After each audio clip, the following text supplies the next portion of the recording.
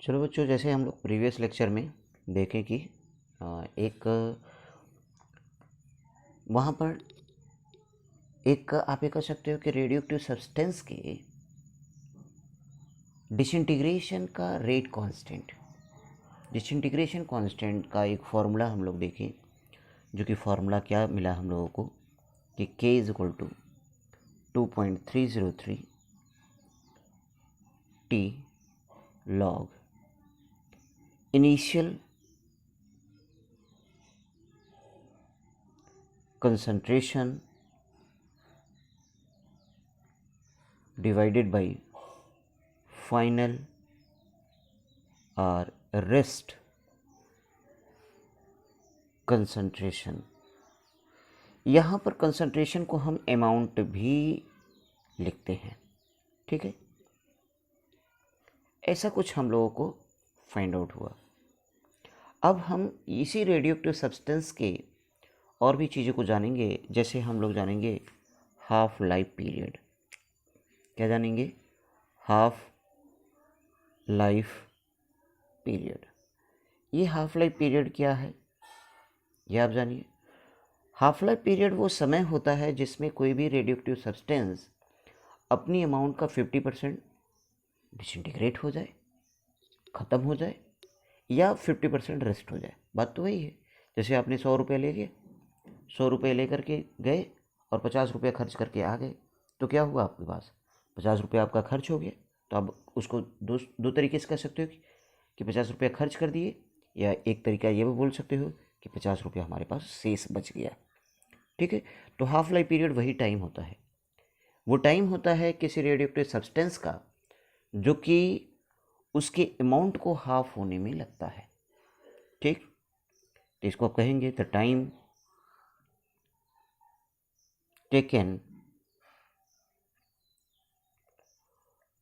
Taken of a radioactive substance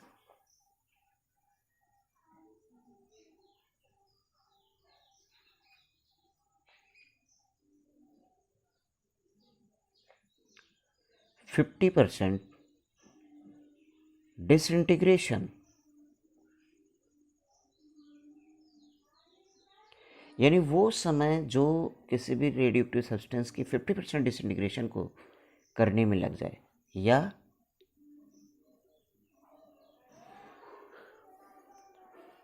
after disintegration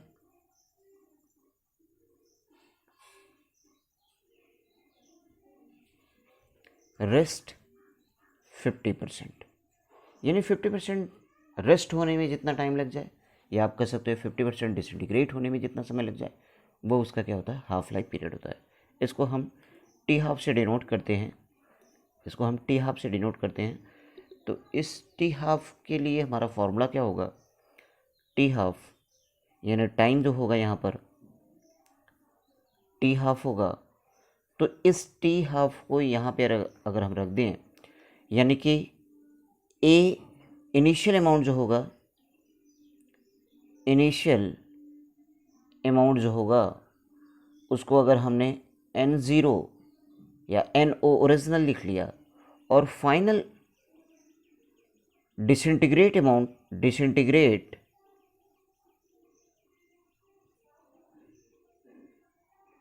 amount यानी x क्या हुआ?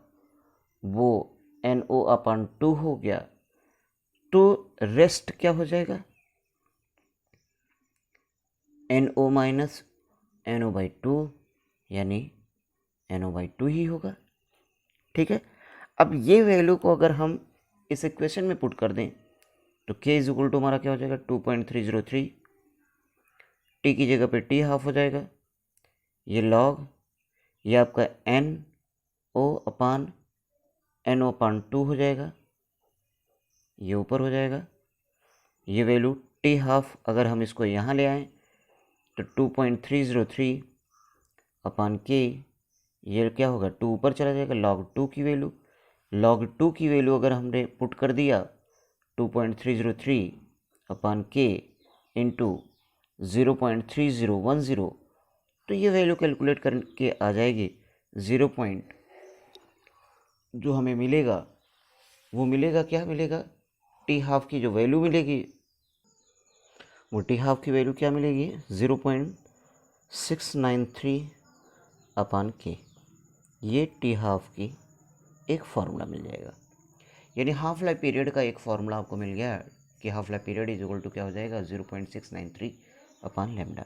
अब एक चीज़ आप जानिए कि टी हाफ का यूनिट जो होगा वो कंसंट्रेशन पर नहीं डिपेंड किया, किस पे डिपेंड किया, के पे डिपेंड किया। और यहाँ के का यूनिट जो है, यहाँ पर जो के का यूनिट है वो किस पर डिपेंड करेगा, कंसंट्रेशन पे। ये भी नहीं डिपेंड करेगा क्योंकि ये कंसंट्रेशन डिवाइडेड हो जाएगा। यहाँ पर के का यूनिट क्या होगा, यूनिट जो होगा वो टाइम इनवर्स होगा। और यहाँ पर क्या होगा, टी हाफ का टाइम यूनिट जो होगा वो टाइम ही होगा। ये टाइम इनवर्स है तो ऊपर चला जाएगा तो क्या हो जाएगा, टाइम हो जाएगा। तो कुछ इस तरीके से यूनिट के बारे में भी आप जानते रहिए कि ये हाफ लाइफ पीरियड होता है ना। इसके बारे में बहुत अच्छी तरीके से और भी ज़्यादा आपको स्टडी करना है ऑर्डर ऑफ रिएक्शन के रिस्पेक्ट से, वो केमिकल काइनेटिक्स में। यहाँ पर बस थोड़ा सा छोटा छोटा बस ये पॉइंट आपको जानना है कि हाफ लाइफ पीरियड क्या होता है, डिसइंटीग्रेशन कांस्टेंट क्या होता है, रेडियो एक्टिव सब्सटेंस क्या होता है, पेनिट्रेटिंग रेज क्या होती है, ये छोटे छोटे पॉइंट्स को आपको जानना होगा। एक और भी चीज़ आपको जानना होगा, एवरेज लाइफ पीरियड। क्या जानना होगा, एवरेज लाइफ पीरियड। ठीक है, इसके लिए एवरेज लाइफ पीरियड जो है आपको जानना है, वो आपको एवरेज लाइफ पीरियड को जो डिनोट करते हैं, जिसको बोलते हैं एवरेज लाइफ पीरियड, तो इसको हम आप ये कह सकते हैं कि एवरेज लाइफ पीरियड जो है वो आपका ऐसे डिनोट होगा। ये एवरेज लाइफ पीरियड जो होगा वो इक्वल टू होता है या रेसिप्रोकल होता है 1 अपान डिसइंटीग्रेशन कांस्टेंट के। अब के की वैल्यू अगर हम पुट कर दें तो ये वैल्यू क्या हो जाएगी, 1 अपान 0.693 इंटू टी हाफ। अब इस वैल्यू को कैलकुलेट करने पर यह आपको मिल क्या जाएगा, ये वैल्यू पूरा मिल जाएगा आपको, जो यहाँ पर 1.44 इंटू टी हाफ। यानी एवरेज लाइफ पीरियड जो हुआ वो एवरेज लाइफ पीरियड क्या हो गया आपका, वो product of 1.44 and T half, उसके हाफ लाइफ पीरियड का प्रोडक्ट होगा। ठीक है, ये चीज़ आप जानते रहिए।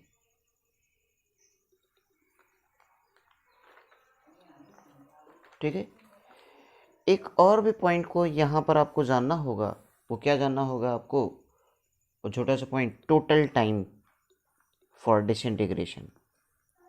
क्या जानना होगा, टोटल टाइम फॉर डिसइंटीग्रेशन। तो टोटल टाइम फॉर डिसइंटीग्रेशन आपका जो है उसको आप टी से डिनोट करोगे, T is equal to N into T half होगा। क्या होगा, एन इंटू टी हाफ होगा। यानी कितना टी हाफ वहाँ पर यूज़ हुआ है, कितना टी हाफ यूज़ हुआ है वो आपको डिनोट करेगा एन। ये एन क्या है, ठीक है, number of disintegration. T half half life period है, टी क्या है, टोटल टाइम है। ठीक है, ये कुछ फार्मूला आप याद रखिएगा। अब इस टाइम को डिनोट करने के लिए हम ऐसे देख सकते हैं, कोई एक रेडियो एक्टिव सब्सटेंस है ए, वो पहले टी हाफ में, फर्स्ट टी हाफ में ये ए सब्सटेंस जो हुआ वो आपका, जिसका अमाउंट तो है वो NO है पहले टी हाफ में, फर्स्ट टी हाफ में ये आपका हो जाएगा क्या, NO/2 हो जाएगा। सेकेंड टी हाफ में ये क्या हो जाएगा, इसका हाफ हो जाएगा, NO/4 हो जाएगा। ठीक है, और इसको आप एन टी हाफ में कितना होगा, यानी एन टी हाफ जो टाइम लगेगा उसमें कितना पार्ट ये बचेगा, इसको हम कैसे डिनोट करेंगे। जैसे एन ओ को हम लिख सकते हैं, एन ओ को लिख सकते हैं N O into half power zero. किसी की पावर ज़ीरो हो जाएगा तो क्या हो जाएगा, उसकी वैल्यू 1 हो जाएगी। इसको आप क्या लिख सकते हो, आप N O into half power 1 लिख सकते हो, क्योंकि पहला टी हाफ, तो यानी पहले टी हाफ में पावर 1 हो गया। इसको आप क्या लिख सकते हो, एन ओ इंटू 1/2 पावर 2, क्योंकि ये सेकेंड टी हाफ लगा हुआ। तो एन टी हाफ यानी इस अमाउंट को क्या लिख सकते हो आप कि N O into half power N होगा। यानी इस टोटल टाइम में जितना डिसइंटीग्रेशन होगा उस डिसइंटीग्रेट अमाउंट का, यानी उसका डिसइंटीग्रेशन अमाउंट कितना बचेगा, कितना अमाउंट होगा, यानी कि वहाँ पर रेस्ट कितना अमाउंट होगा। तो आप ये कह सकते हो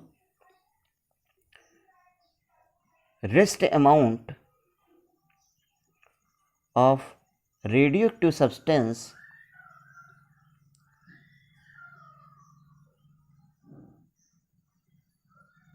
after n into t half means total time b क्या होगा, N O into half power N होगा। यानी ये अमाउंट को हम एन से डिनोट कर दें। एक फॉर्मूला ये भी आप जानते रहिएगा, यहाँ पर ये एन क्या है, रेस्ट अमाउंट है, एन ओ क्या है, ओरिजिनल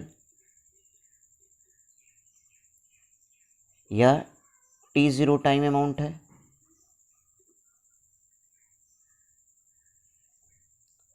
ठीक है, स्मॉल एन क्या है, नंबर ऑफ डिसइंटीग्रेशन है,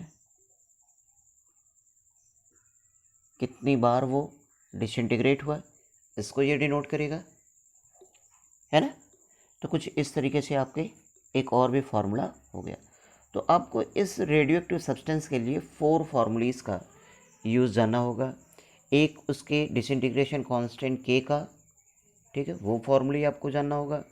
दूसरा आपको हाफ लाइफ पीरियड को जानना होगा। तीसरा आपको एवरेज लाइफ पीरियड को जानना होगा। चौथा आपको टोटल टाइम जानना होगा, और टोटल टाइम यानी एंड डिसइंटीग्रेशन के बाद रेस्ट अमाउंट कितना होता है, रेस्ट अमाउंट कितना बनता है रेडियोएक्टिव सब्सटेंस का, ये आपको जानना होगा। क्लियर, ठीक है, इस बात को आप ध्यान दीजिएगा। ठीक है, ये बात समझ में आ रही है कि कैसे आप इसको डिनोट करोगे। ठीक है, ये ध्यान दीजिएगा, है ना। तो इस तरीके से ये हमारा कुछ फार्मूला हुआ, इसको आप ध्यान दीजिएगा। ठीक।